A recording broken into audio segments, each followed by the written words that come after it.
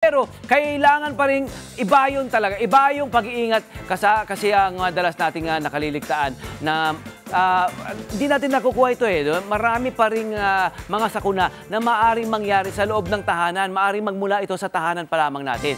At para bigyan nga tayo ng household safety tips. Ayan ha. Kasama natin ngayon ang isang senior safety advisor at occupational safety and health resource speaker natin. I welcome natin sa ating Net25 Studios, Sir Leoncio Georgie Caldo Jr. Sir Georgie, magandang umaga po. Magandang umaga po, sir. Magandang umaga po. Good morning. Good morning po. Please sit down. Please sit down. Thank you. Ayan po. Ayan, yan. Alright. Alrighty. Ano po ba ang mga karaniwang sakuna? Sir Georgie, hindi na ako magpapatupik-tupik pa kasi importante po ito eh. Lalo na ang ating mga kababayan, mga pamilya natin, di ba?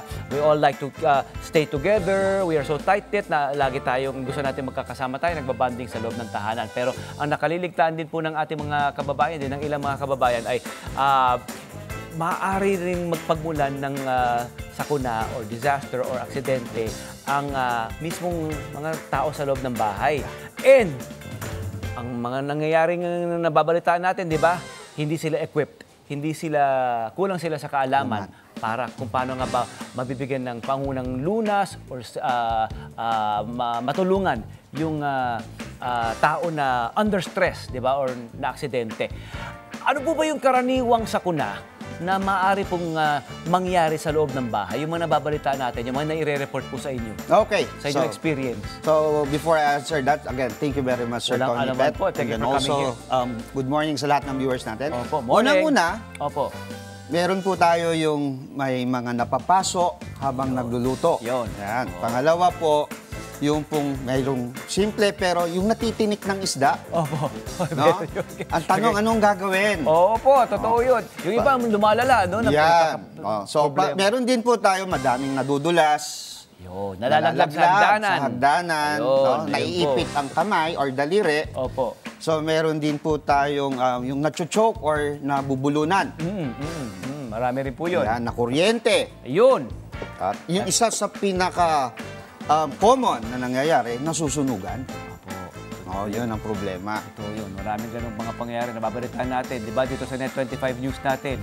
Ayan, sa mata ng agila. Napapanood natin. Opo.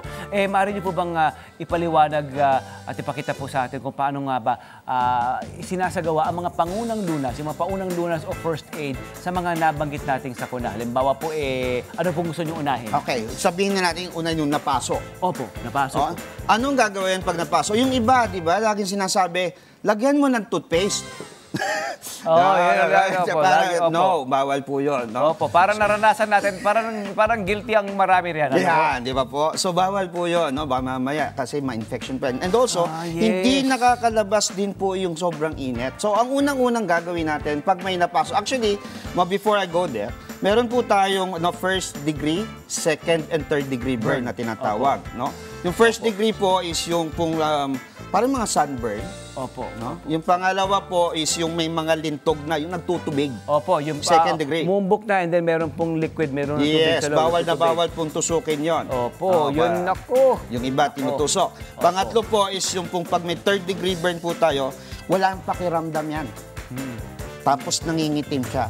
So ngayon, anong gagawin natin pagka nangyari sa atin to sa loob nating bahay? Ayun bigyan nyo na bawal ang toothpaste. Bawal ang toothpaste. Dagdag lang ng infeksyon. Hindi po ba? Wala naman pong ibang gamot yun, kundi pangngipin po yun. Pangngipin. Opo. Bawal tusukin kasi bawal. Magpepeklat. Ano po mangyari? Hindi po, baka may infection din. Infection kasi binuksan nyo nga naman lalo. Yes, binuksan. So anong pinakamainam or magandang gawin? Running water. Running water. Yung pong gripo buksan natin. Pag nasunog, yan, napaso tayo. Yan, or to arrest the burning process. Opo, so, tubig agad. 15 to 20 minutes. Opo. 15 to 20 minutes. So bakit? Para po yung init nga ng tumigil. Opo, kasi mga kababayan, ang nangyayari, di ba napaso ka, tuloy-tuloy pagkakasunog noon. Irekta nyo agad sa running water na yung tamang temperature. Yung sa faucet lang po, para po matigil or ma-arrest ang burning process kasi tuloy-tuloy na nasusunog po yun para po matigil po yun. Okay. Huwag gagamit ng yelo. Sabi, Georgie, pwede bang yelo?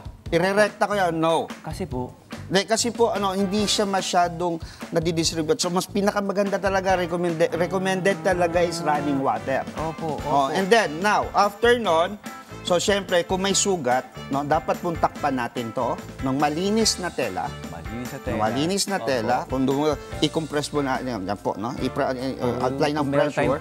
First aid kit na. Kasama ni mga gauze, yung mga bandage nating sterilize yes po, doon. no. Yan, meron po. Actually, sabi nga, wag natin lalagyan ng telang hindi wet or hindi basa. Kasi kumakapit. Pero sabi naman ng doktor, it's okay kasi bago nila tanggalin yon, kung dadalhin sa ospital, they have yung liquid na nilalagay so they can remove it. Yes, easily. So, pinakamaganda po, laging takpan para hindi ma-infection. At kung pwedeng humingi ng tulong, hingi tayo ng tulong. Okay, okay. And then, yun po, burn. Check. Burn, okay, check. Natin yan. Okay. Susunod po na po. So, fracture. How about yung nalaglag ka, nabalian yeah. ka? So, meron. So, kasi pagka nalaglag ka, nadulas ka, so, madaming pwedeng mangyari. Unang-unang magkabukol. Anong gagawin pag may bukol? No? Bata, matanda. Pag may bukol, lagyan ng yelo, yung cold compress. Wag idirekta po sa atin ulo ang yelo. Saan po natin pwedeng... Dapat yung may mga tela or yung cold compress na lalagyan. Huwag irerekta. Ang yelo. Lagay sa tela o yung mismo may mga lalang yung ice pack na yun. Ice pack po. Yeah. Tapos, doon natin nalagay. Kung ito po ay may pagdurugo, no? Kumuha ng tela uli, i-press po natin yung for 10 to 15 minutes para mapigil po yung pagdugdugo. Kung ito na, kasi ang problema, dadalhin ko ba ito sa ospital? Tingnan natin, obserbahan kasi natin. Ang critical kasi dyan, yung parang nalilito or yung lutang, yung tao.